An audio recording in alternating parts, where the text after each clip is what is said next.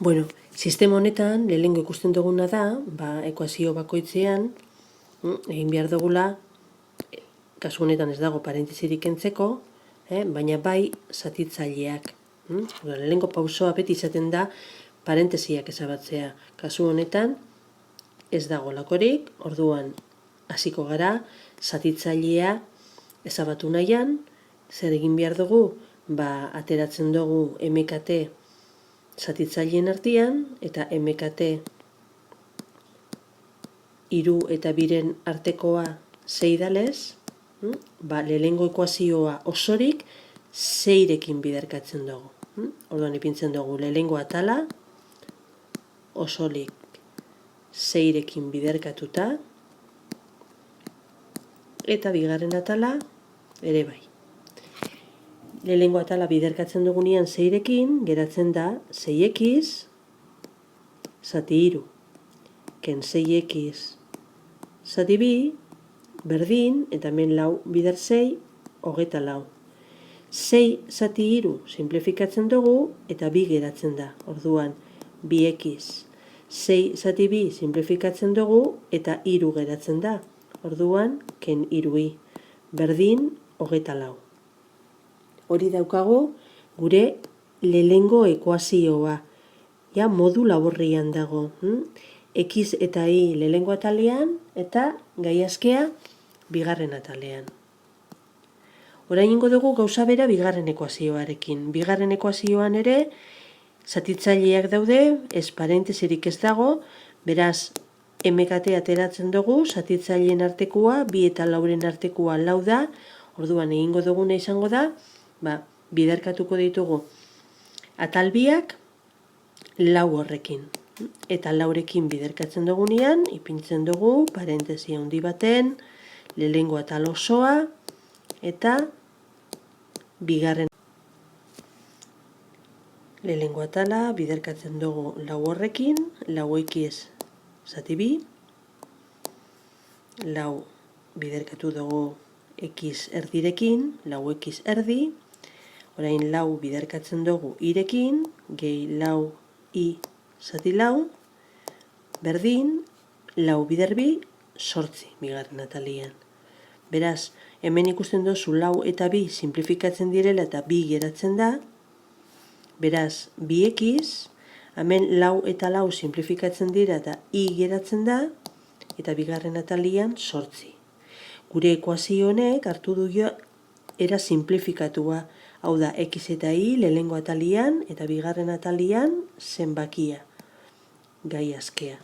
Orain, gure ekuazio biak elkartuko ditugu bata bestin gainean jarrita, eta saiatuko gara ebazten gure sistema hori.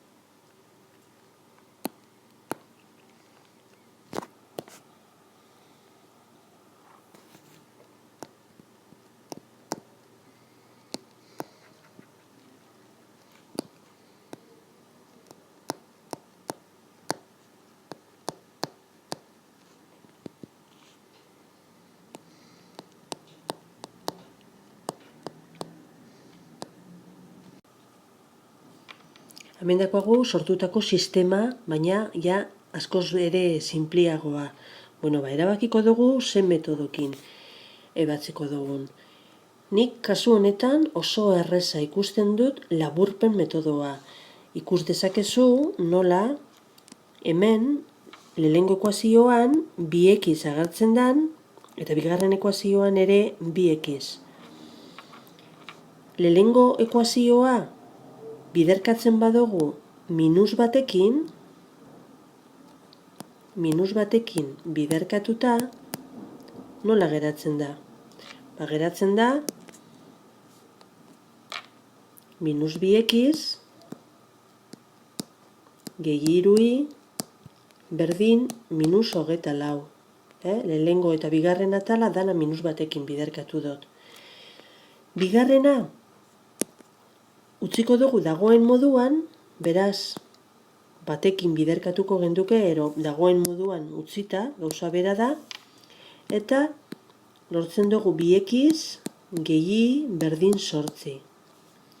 Ekuazio bi hauek elkarrekin bata bestearekin batuz gero, ikusten dugu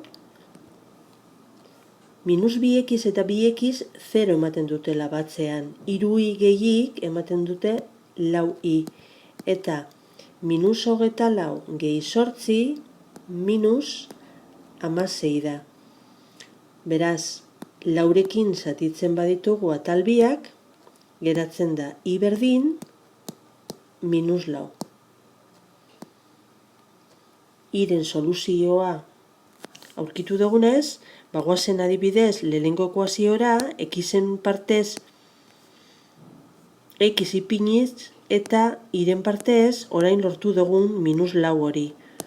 Orduan, minus 4 ipinita, berdin 24 hori lehenengo ekuazioa aukeratu dutelako. Egin dezakezu bardin bigarren ekuazioan. Gehi 12, berdin 24. 2x, orduan da, hemendik 12 kentzen dugu minus 12 ipinita atal bietan, eta geratzen da 2x berdin 12. Biak birekin zatituz, ateratzen dugu x 6 dela. Eta hemen ditugu orduan soluzio biak x eta y.